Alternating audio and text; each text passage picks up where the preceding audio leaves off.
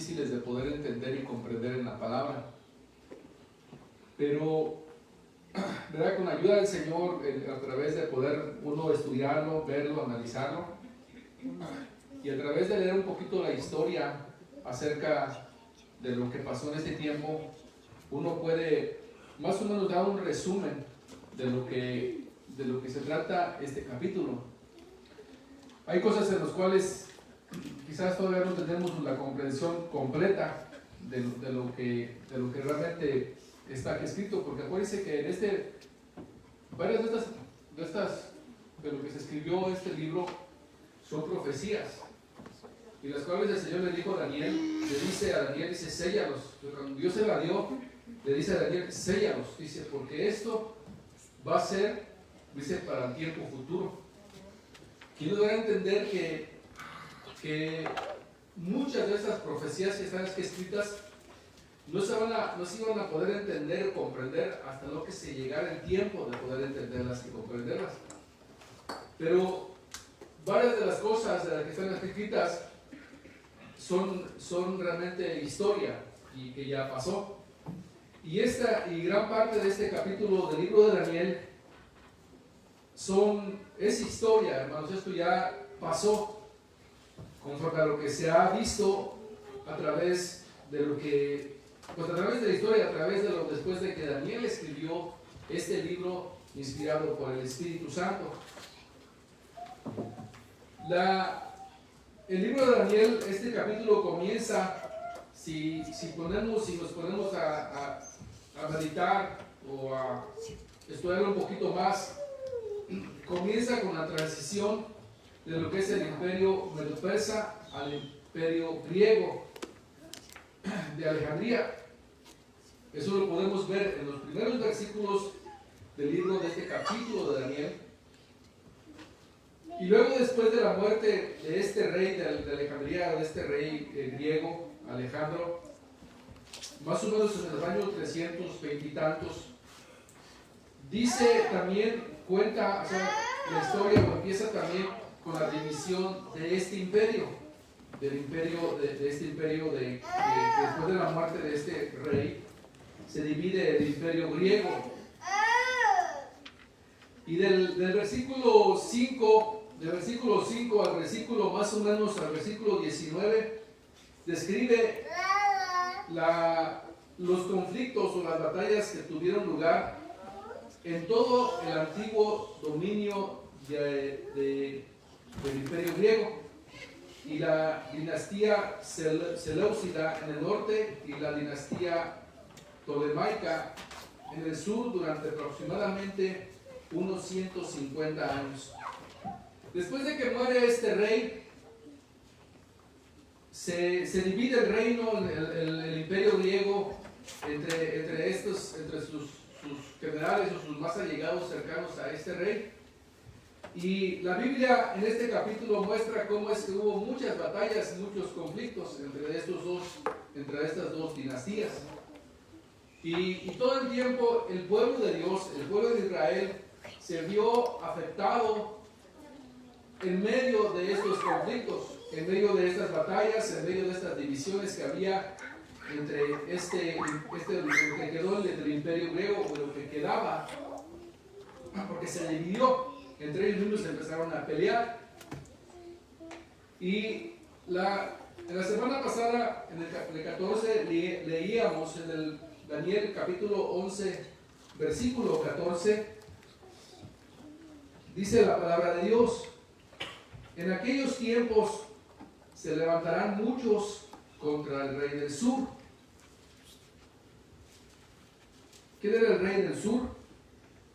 ¿O qué es lo que está al sur de Israel? Egipto. Había otras naciones que ahora conocemos, pero en aquel entonces pues tenían otro nombre. Pero había otras naciones que estaban juntamente con este rey del sur, pero la principal era Egipto. Y dice: en aquel tiempo se levantarán muchos contra el rey del sur, el rey de Egipto, y otras naciones que estaban con él. Dice: hombres turbulentos. Aquí le está hablando el ángel. Recordemos, aquí está el ángel hablándole, describiéndole a Daniel la visión que Daniel tuvo. Entonces el ángel se la está describiendo. El ángel le está explicando a Daniel qué es lo que significaba o qué es lo que iba a venir después después de su tiempo de Daniel. Y luego dice en este mismo versículo: hombres turbulentos de tu pueblo se levantarán. ¿De cuál pueblo se estaba refiriendo? De Israel. Del pueblo de Israel, hermanos. Acuérdense que aquí está el ángel hablando directamente con Daniel. Y el pueblo de Daniel es el pueblo, o era el pueblo de Israel. Dice: hombres turbulentos de tu pueblo se levantarán para que se cumpla la visión, pero caerán. ¿Sí? Este tiempo, hermanos, este tiempo es, y todavía sigue siendo, para el pueblo de Israel, el tiempo de los gentiles. ¿Por qué el tiempo de los gentiles? Porque durante todo este tiempo dominaron imperios ajenos a lo que era pues la voluntad de Dios, o a lo que era pues el temor de Dios. No eran imperios, o no eran gente, no eran reyes que temían a Dios. Entonces dice que esta gente que se levantará, o sea que se unirá, o que se unió a este rey, dice que cualquier cosa que conspiraron quizás para poder, pues en este caso, quitarse el yugo que tenían de estos reyes, porque en este momento que está pasando, ¿en qué año está pasando más o menos esto que estamos viendo, hermanos? Lo acabo de decir. 300. En el año 300 y algo, 320, 330 antes de Cristo. ¿Sí? Entonces en este tiempo más o menos está pasando esto. Ahora miren, lo que quizás no sabemos, quizás a lo mejor un poco de historia, o a lo mejor si conoce un poco de historia, pero si realmente usted quisiera verificar esto que estamos hablando, hermanos, verifíquelo por la historia. Porque si usted se da cuenta y se pone a leer la historia de estos tiempos, se dará cuenta que así será, así fue. Yo le decía la vez pasada que existen libros apócrifos que existieron en este tiempo, o que se escribieron más o menos en este tiempo, como está Primera de Macabeos, Segunda de Macabeos, está el libro de Tobías, está el otro que se llama Sabiduría, y creo que hay más. Y creo que la Biblia católica tiene esos libros. En alguna parte tiene parte de esos libros. Entonces esos libros, hermanos, si nosotros los ponemos a estudiar, van a detallar más en lo que se está aquí hablando, acerca de la historia de ese tiempo que aconteció más o menos en ese tiempo, de estos reyes, cómo es que estos reyes, el rey del sur y el rey del norte, después de que se dividió este imperio griego, se la pasaban pues invadiendo, haciendo males hacia el pueblo de Israel, hacia el pueblo de Dios, y el pueblo de Dios estaba en medio sufriendo, pasaba del rey del norte. En veces lo agarraba, en este caso dominaba a Israel, y luego el rey del sur pues peleando, ellos lo dominaban, y así se la pasaban. Entonces obviamente que en ese tiempo también el pueblo de Israel, pues de una forma o de otra, quería quitarse esa esclavitud que tenían, que aún seguían siendo de estos reyes. Dice el 15, dice: vendrá pues el rey del norte. ¿Quién era el rey del norte en ese tiempo? Principalmente, ¿nadie, hermanos? ¿Qué es lo que está al norte de Israel? Así a un lado, el norte. Líbano. Está más al lado norte. Si usted mira el norte de Israel, encontrará Siria, encontrará Turquía, y así sigue para él, hasta lo que llega a Rusia, ¿no? Pero entonces, en ese entonces, el rey del norte era el imperio o el reino de Siria, entre otras naciones que estaban unidas a este reino de Siria. Y dice el 15: vendrá pues el rey del norte, levantará baluartes y tomará la ciudad fuerte, y las fuerzas del sur no podrán sostenerse, ni sus tropas escogidas porque no habrá fuerzas para resistir. Seguían las peleas, seguían ¿quién podía pelear? ¿Quién quería pues, el dominio de esas tierras y de sus reinos, de sus países? El tiempo más o menos de esto, hermanos, que está aconteciendo, es el tiempo más o menos en los años 200 antes de Cristo. Entonces, nos estamos acercando, si ven, nos estamos acercando poco a poquito a lo que es pues la venida del Señor Jesucristo. Entonces, antes de la venida del Señor Jesucristo, está pasando esto. Está pasando esto en el cual el ángel le dice a Daniel, esto es lo que va a venir, esto es lo que va a pasar.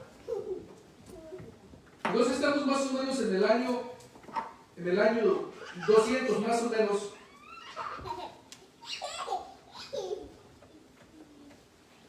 Ahora, si nosotros le echamos un vistazo a la historia, nos dice, hermanos, nos dice que el rey del norte en ese tiempo era un rey que se llamaba Antíoco III el Grande, rey del norte. Ahora, me gustaría que ese nombre, hermanos, ese nombre Antíoco, me gustaría que en su corazón o que lo guarden en su mente.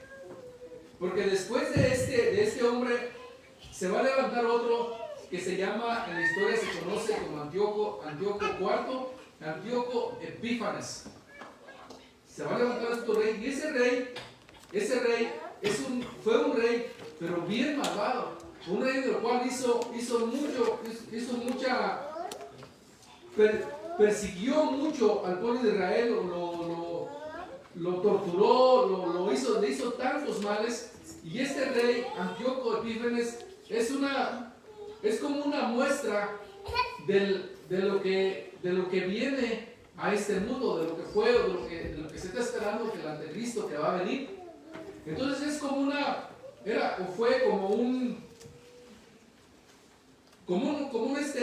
muestra nuevamente de lo que iba a venir, o de lo que va a venir, de lo que será el anticristo.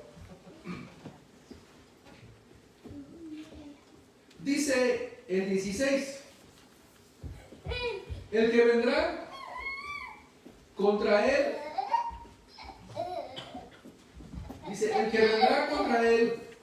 hará su propia voluntad, y no habrá quien se le puede enfrentar, y permanecerá en la tierra gloriosa, que será consumida bajo su poder.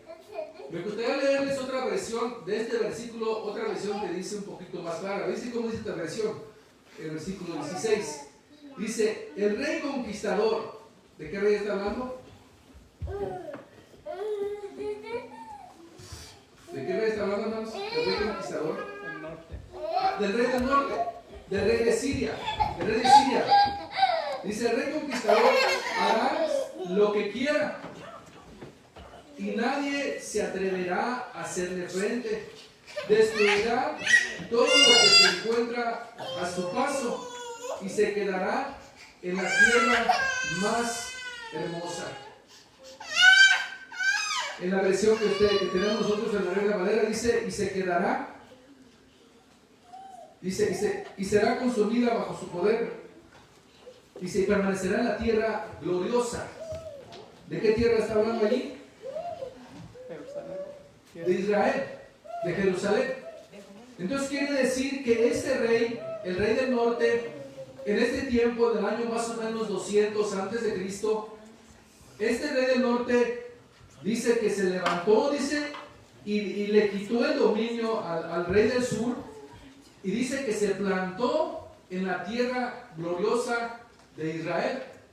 O sea que allí entre esas tierras puso su dominio, y dominó al pueblo de Israel por un buen tiempo. El 17 dice, afirmará luego su rostro para venir con el poder de todo su reino, convenios con aquel y le dará una hija por mujer para destruirlo, pero no permanecerá ni tendrá éxito. ¿De quién está hablando aquí? Nuevamente, ¿o de quién sigue hablando, hermanos?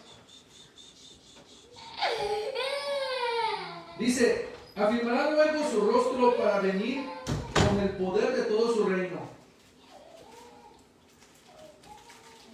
¿De quién está hablando, hermanos? Pues pienso que Sigue hablando del rey del norte. ¿Se da cuenta? Está hablando del rey del norte. Sigue hablando de este rey Antíoco III el Grande, que era el rey de Siria, o de esos, del rey de Siria que tenía varios más, si se puede decir en este momento, países en su poder, pero su capital era la Siria. Dice entonces, hará convenios con aquel. ¿Con aquel a quién se está refiriendo?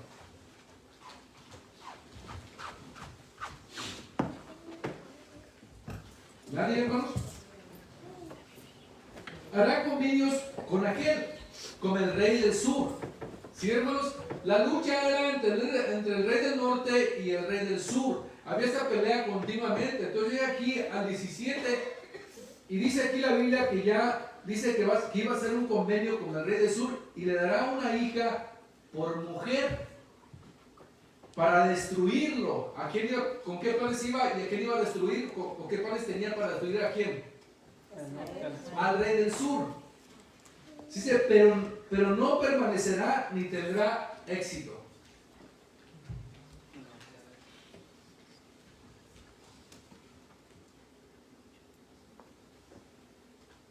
Entonces, en este momento, hermanos, si vemos la historia, aparte de lo que es la Biblia, pero la historia general, nos daremos cuenta que en el año 200 más o menos empieza a resurgir otro imperio. ¿Cuál es otro imperio que empieza a resurgir? el romano. Empieza a resurgir el imperio romano. Y del imperio romano sí tenemos bastante, o quizás sí tenemos algo que de la Biblia. Pero en este tiempo empieza a resurgir este imperio romano. Entonces, este hombre, este rey del norte, rey de Siria, este Antíoco III el Grande, según la historia, hermanos, estamos dando un poquito más la historia y comparándolo con esta profecía que dijo Daniel, que Dios le dio a Daniel. Entonces, este hombre, basado en la historia y basado en el tiempo en el que aconteció esto, como se dio cuenta que el imperio romano empezaba a resurgir y empezaba a tomar poder, lo que empezó a maquinar este hombre es simplemente, oye, pues déjame aliarme con este rey del sur porque si no, pues el imperio romano va a venir y nos va a destruir. Y entonces sintió la amenaza de Roma y buscó iniciar una paz con Egipto, con el rey del sur. Y hay varios nombres, no sé si usted se da cuenta a través de la historia o a través, si en la escuela o que lo ha escuchado, que si yo le digo, por ejemplo, en este caso, ¿ustedes han escuchado de Cleopatra, hermanos? ¿Se da? Se suena en la escuela, o sea, pero entonces, ¿quién fue esa mujer? Esa mujer, o sea, según la historia, existió. Ahora, hermanos, aquí dicen los historiadores, no lo dice la Biblia específicamente, pero dicen los historiadores, hermanos, que en este tiempo, según la historia, dice que este hombre, el rey del norte, dice que le da a su hija Cleopatra a este rey del sur para confirmar esa alianza. Pero dice que, o sea, también para confirmar esa alianza, pero dice también la historia, esta historia, dice que esta Cleopatra, cuando después que el rey del norte se la dio al rey del sur, dice que también se la dio con el propósito de que su hija, le ayudara al rey del norte para poder destruir el reino del sur. Pero dice la historia, hermanos, dice la historia que esta Cleopatra dice que no le hizo caso a su papá. Y dice que más, pues se empezó a apoyar más a su marido, al rey del sur. Y simplemente el plan que tenía este rey del norte, pues no funcionó. Esa es historia. Usted la puede verificar si te gusta, empieza a buscar y verá que esa es historia. El 18 dice: volverá después su rostro a las costas. ¿De quién sigue hablando aquí? Del norte. Del rey del norte. Sigue hablando del rey del norte, el rey de Siria. Dice: y tomará muchas, pero un príncipe le hará cesar en su afrenta, y aún hará volver sobre él su oprobio. La historia, hermanos, nuevamente la historia nos dice, como le acabo de decir, que en este tiempo el imperio romano empezaba a resurgir con gran poder. Y ya para ese entonces, pues ya existía esa amenaza constantemente del imperio romano. Y la historia dice, hermanos, la historia dice que este comandante o general, como le quieran llamar, o emperador, dice que este hombre, Lucio Cornelio, fue el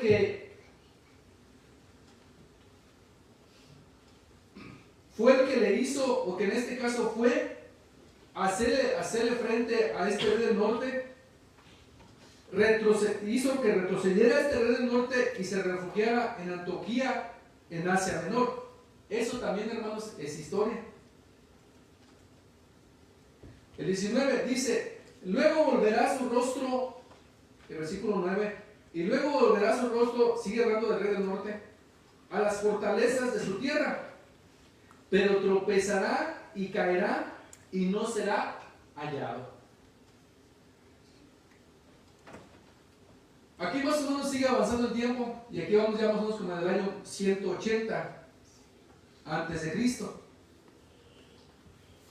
Ahora, cuando hubo la historia, hermano, nos dice que cuando hubo esta guerra, cuando este general o este emperador de Roma, que fue a hacerle frente a este rey del norte, Lucio Cornelio, dice la historia, hermanos, que este emperador o este general, que después lo derrotó al rey del norte, dice que le puso tributo, que una de las paces para hacer la paz entre ellos, ya cuando se lo derrotó, una de las condiciones fue que el rey del norte tenía que pagarle tributo a este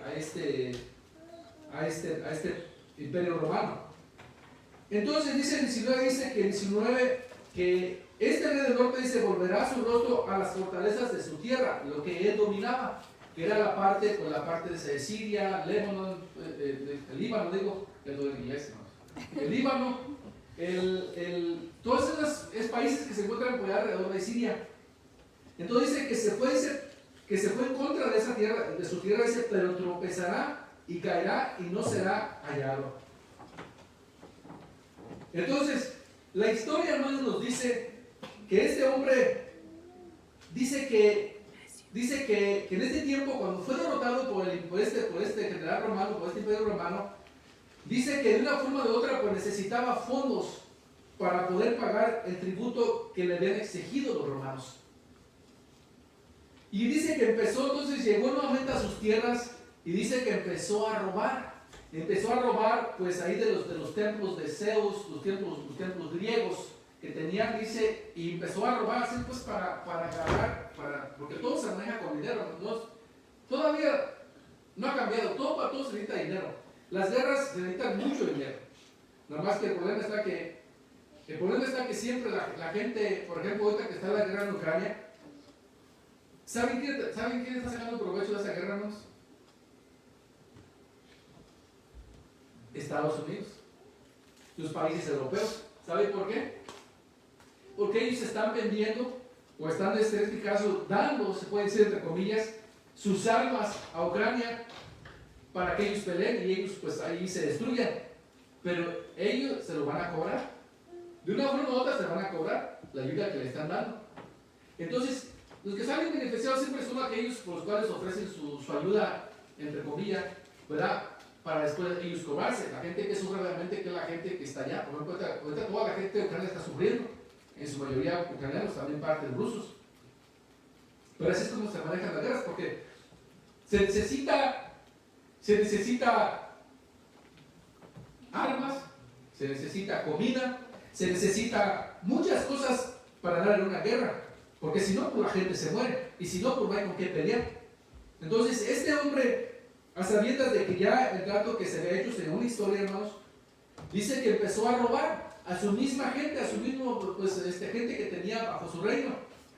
Y la historia, hermanos, la historia dice que cuando fue a robar, dice el santuario de Júpiter o de Zeus, en uno de los templos griegos, dice que los que estaban ahí construyendo pues, el templo, dice que lo asesinaron a este rey del norte. Y aquí la Biblia dice, luego volverá su rostro a las fortalezas de su tierra, pero tropezará y caerá y no será hallado. Allí murió.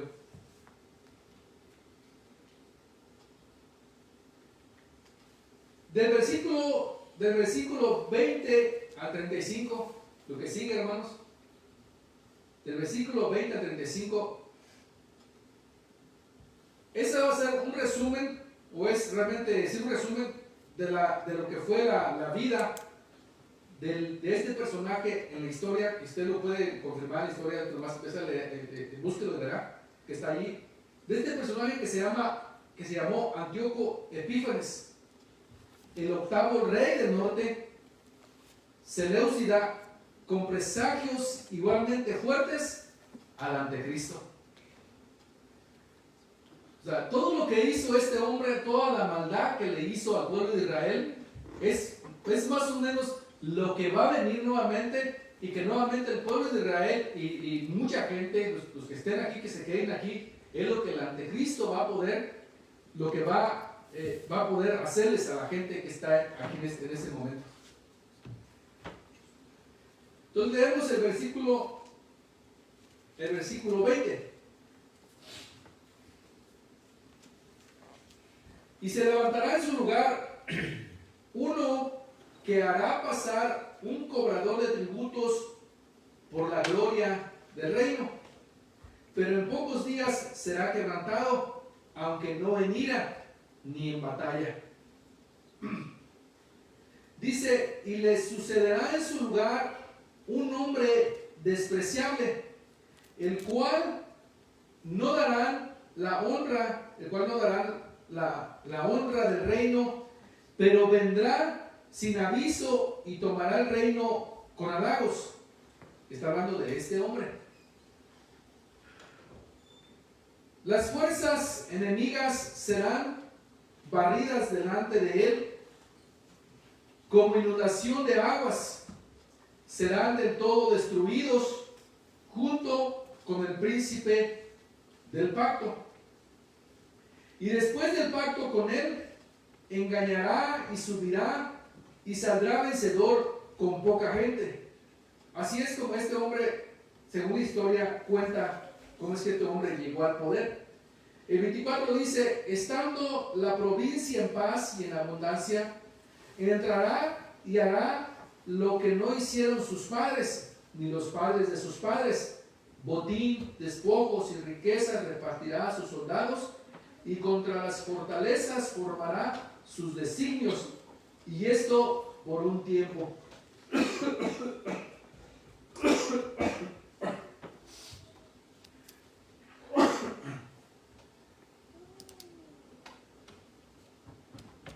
Fíjense, hermanos, este hombre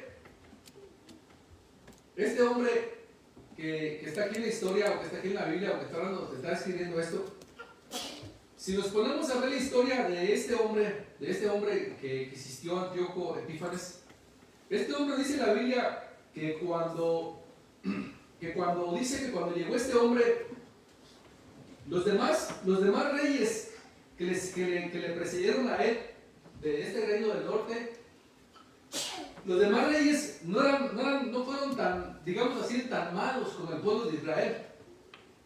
Pero este hombre, hermanos, este hombre que se levantó después de la muerte de este rey del norte, Dice que, la historia dice, hermanos, que este hombre, cuando ya se hizo fuerte, dice que al pueblo de Israel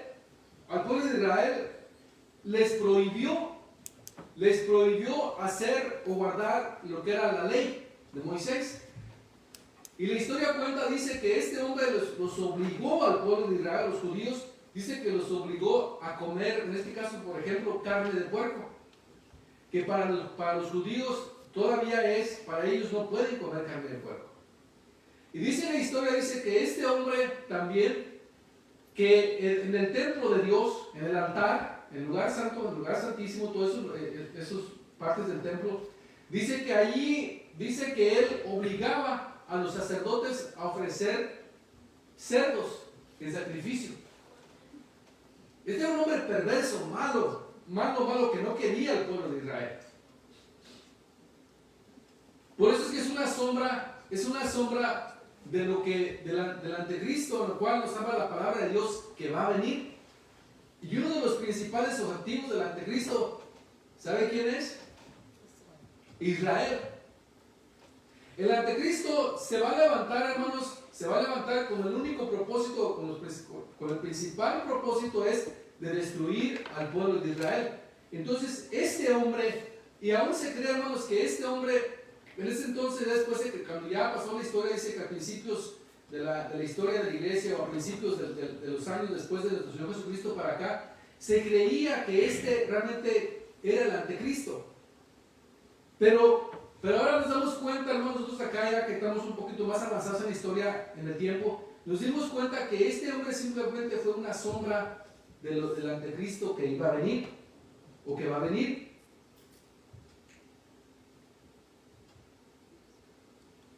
Entonces, la historia también dice, hermanos, dice que este hombre, a toda gente que no quería o que no escuchaba sus instrucciones, o que no hacía como él se indicaba, la historia dice, hermanos, que este hombre los mataba a los judíos, los castigaba, los torturaba. En fin, era un hombre en el cual pues simplemente no quería al pueblo de Israel.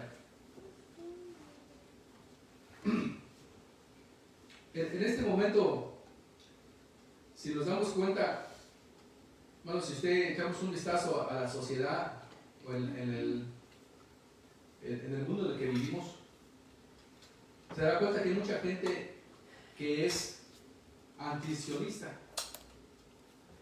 ¿Qué quiere decir antisionista? Quiere decir que simplemente no quieren al pueblo de Israel. Se ha dado cuenta que mucha gente todo el tiempo, y se usa esto, y se usa de una forma, yo digo que es incorrecta, porque mucha gente dice, a todo le echa la culpa a los judíos. Entonces, cuando yo estaba chiquillo, ya lo comenté antes, que cuando estaba chiquillo yo me acuerdo que de repente le decía a la gente, ¡ahí vienen los judíos! ¡Ahí vienen los judíos! ¡Escóndanse, escóndanse! Y toda la gente se corría a esconderse, porque se practicaba o se hacía que viniera un grupo de gente que se hacían llamar los judíos, ¿verdad que sí? ¿Cómo era? ¿Verdad? Y venían a pedir. No sé si usted se acuerda, pero yo me acuerdo cuando era chiquillo. A tronarlos. ¿Ah? A tronarlos. ¿A qué? Es que hacían lo que es la Pascua. Celebraban, entonces en ese tiempo, los 3 días, Sí. no te dejaban, que no podías escuchar música, no podías jugar.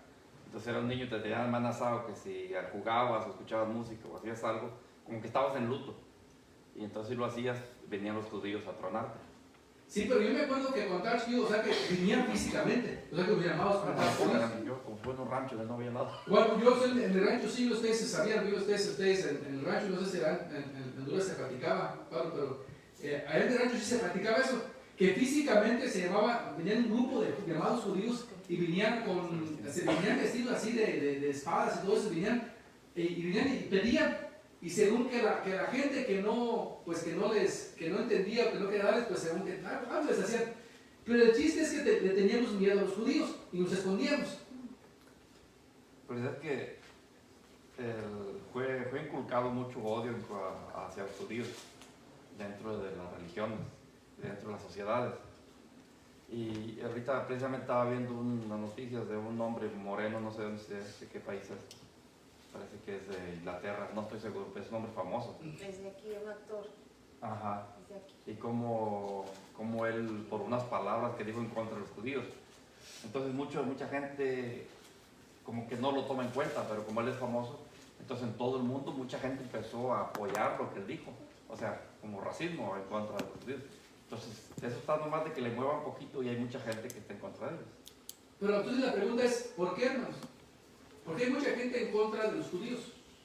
¿Por qué los odian? ¿Saben por qué? Porque esto viene desde acá.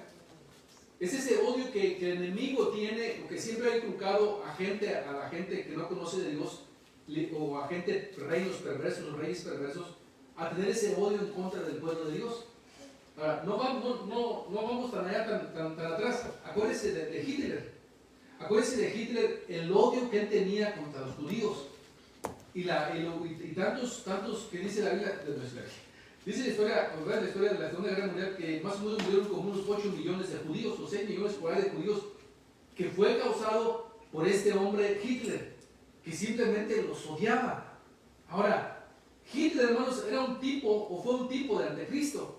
¿Por qué? Porque iba en contra de lo que a Dios le gusta. Iba en contra de lo que está escrito en la palabra de Dios, y de ese odio acérrimo en contra del pueblo de Dios, que son los judíos.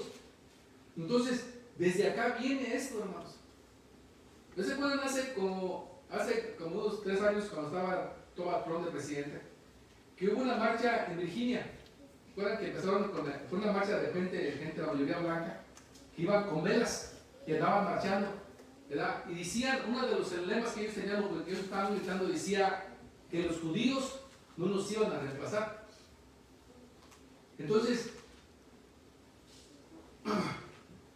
¿en qué mente, en qué corazón puede haber, ¿verdad?, ese odio en contra del pueblo de Dios? Yo sé que nosotros no hay, hermanos, ¿verdad que no? Nosotros debemos amar a toda la gente y más al pueblo de Dios, porque es de ahí donde vive el Señor, de esa nación. Entonces nosotros no. Pero ¿sabe de qué gente, hermanos, viene ese odio, ese rechazo hacia el pueblo de Dios? De un corazón el cual está totalmente cautivado por el enemigo, usado por el enemigo.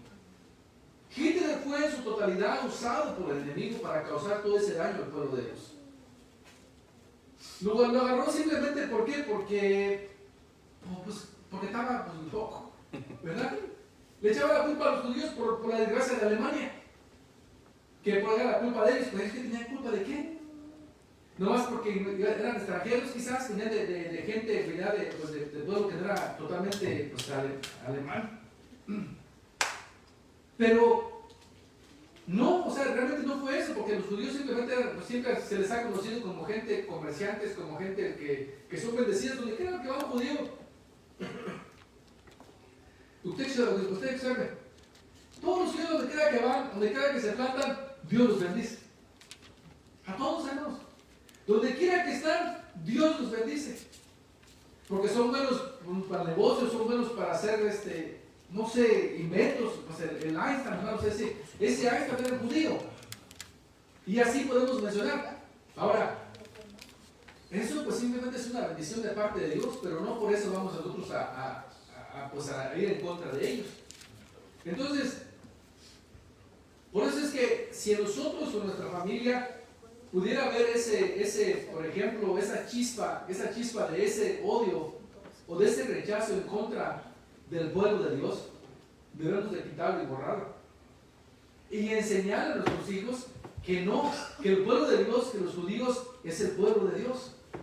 Es un pueblo especial. Es que esa es la base, la razón de todo.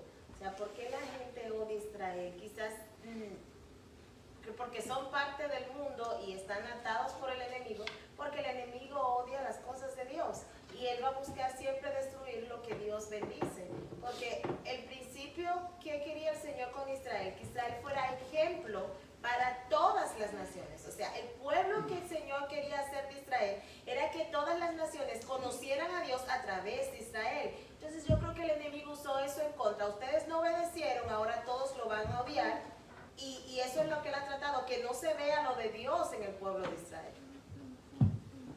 Sí, mire, en este momento, si yo lo platicaba anteriormente, si hay un pueblo, una nación que necesita paz, es el pueblo de Israel. El pueblo de Israel, a través de la historia, ha sido, hermanos, pues, fíjese aquí, ha sido tan maltratado, ha sido invadido, ha sido perseguido, ha sido torturado, y aún todavía. Echemos un vistazo al Medio Oriente. ¿Cómo es que ellos, hermanos, el Israel, para poder protegerse de todos sus enemigos que tiene alrededor, tiene un muro alrededor? ¿Por qué? Porque no le dejaron otra opción, porque solamente así de esa forma puede tener un poquito más de seguridad.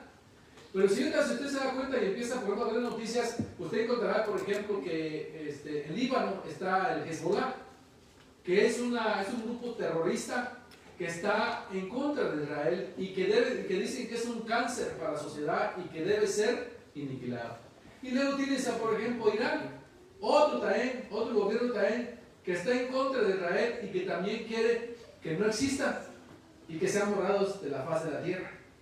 Y luego tienes a Irak, y luego tienes a Siria, y luego tienes a toda esa gente que está alrededor de Israel que no los quiere. Un tipo, hermanos, de anticristo. Un tipo de anticristo. Por eso es que yo le digo que debemos de seguir poniendo mucha atención de lo que está sucediendo en el Medio Oriente, porque definitivamente yo en mi corazón creo, hermanos, que de ahí es donde va a venir todo esto, el anticristo, de ahí es donde va a salir o va a empezar todas las profecías restantes que está por ver la sociedad del mundo. Entonces, de tarea, le voy a pedir, hermanos, que usted lea un poquito acerca de este hombre, Antíoco Epífanes, en la historia, para que usted se dé cuenta cómo fue este hombre, o qué fue lo que le hizo al pueblo de Israel. Antíoco Epífanes. Gracias, Señor.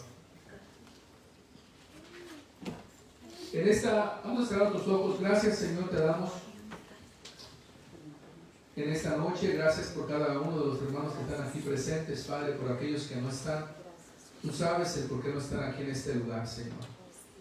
En esta hora, Padre, en el nombre de Jesús, te damos gracias porque podemos estudiar tu palabra juntos y poder seguir aprendiendo de tu palabra.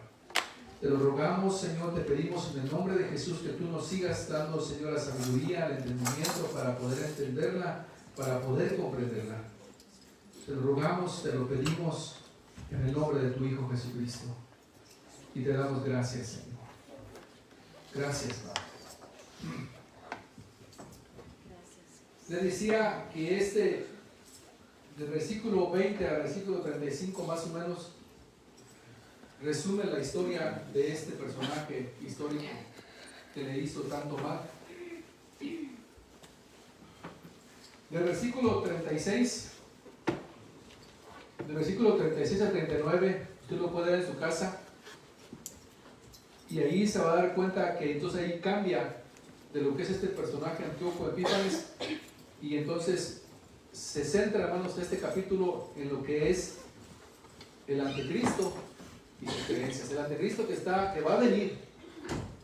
El versículo 40 al 45 más o menos son los conflictos finales, la carrera y el fin del anticristo.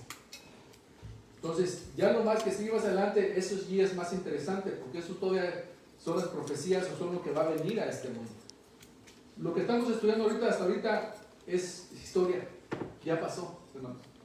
Pero lo que resta casi del versículo 35 en adelante, 36, va a ser todavía a lo que viene a este mundo. Así que estúdielo, léalo poquito para que se pueda dar una idea de lo que es. Así que si le preguntan acerca más para adelante de repente, oye, ¿de qué se trata el capítulo 11 de Daniel? Usted le va a decir, se trata del rey del norte y del rey del sur al principio.